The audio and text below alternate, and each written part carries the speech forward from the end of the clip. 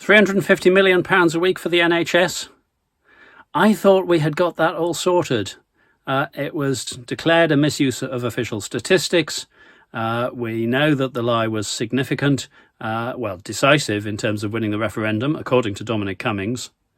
But it's been the story's been resurrected lately. People have been pushing it. I've had several folk advancing this in comments on my channel. I think because it's in the news because of the need for funding for social care. So I've had three things that have been put forward. So I made this visual aid for another purpose. Let's put it down for the moment. I've had three things put forward. Number one, it wasn't about the NHS. Number two, the amount of money was right. And number three, and Boris Johnson was proved right in court. So that settles it. Let's just examine those three claims. Firstly, was it about the NHS? Well, it certainly rather sounds like, if you say, let's fund our NHS instead, does sound a little bit like you're saying, let's fund our NHS instead. But it wasn't just this bus. The same time we had the bus going round, there was a TV advertising campaign with parallel stories.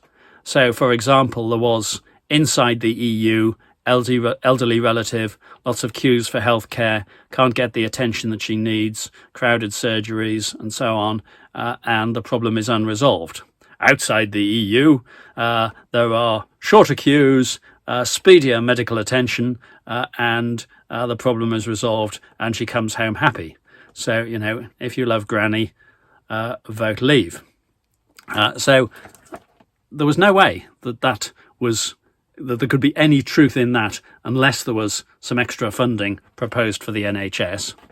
But let's just suppose that line which said let's fund our NHS instead had actually said with that money we could do a variety of things. For example, we could fund the NHS. We're not saying that we would do that. That's not a promise for if Leave wins. It's an example, but there are lots of possibilities.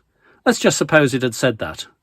This would still have been a lie, because that would have said that leaving the EU would have freed up £350 million a week that could be spent on something else. And that was never the case. There was never a net flow of funds of £350 million a week to the EU. There was plenty that we were getting back in the other direction. The net figure was in the 200s, not the 300s.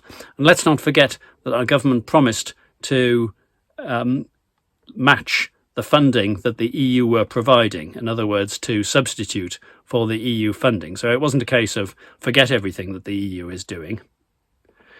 So there was not going to be £350 million a week freed up. That was a lie too. And what about the court case? So, as I say, people have said to me, well, Boris Johnson got proved right in court. No, he didn't. What was decided in court was the question of whether it constituted misconduct in a public office.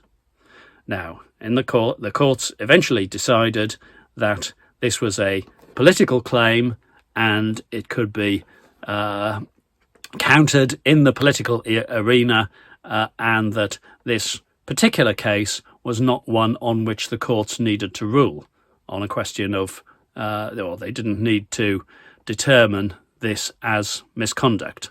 It was a political claim. It could be opposed politically.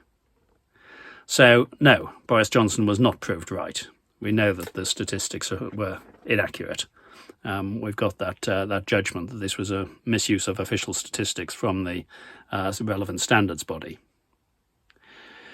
And just looking at that amount of money, it's easier to think, oh, £350 million a week, that sounds like an awful lot. Could that solve the social care problem? No. It's not actually an enormous amount of money. It adds up to 18 billion a year. But looking at it another way, even taking the 350 million a week figure, then that equates to about £5.50 per person within the UK. And so the net figure would have been £4 or something, £4 something. So a more useful way to communicate the cost of EU membership would have been to say EU membership has a net cost for everyone in the UK of £4 something per week, whatever the figure was. And, you know, it's not nothing. There is a cost to it. There's plenty that of benefits that we gain from being in the EU, and it cost us £4 something a week. Now, that figure would have put it into perspective. The total 18 billion that we supposedly could have got back compares with, for example, twice that was budgeted for Dido Harding's enormously wasteful and ineffective test and trace. So if this had said, trust us with your money instead, we know that it would have been unwise to. She massively overpaid for everything. But as I say, £4 a week £4 something a week per person would have been a better way to communicate it. And we can see that we can't trust this government with our money. But that's my view. You might have a different view. Please feel free to add it in the comments below. My name's Mike Cashman. Please subscribe to the channel. Thank you.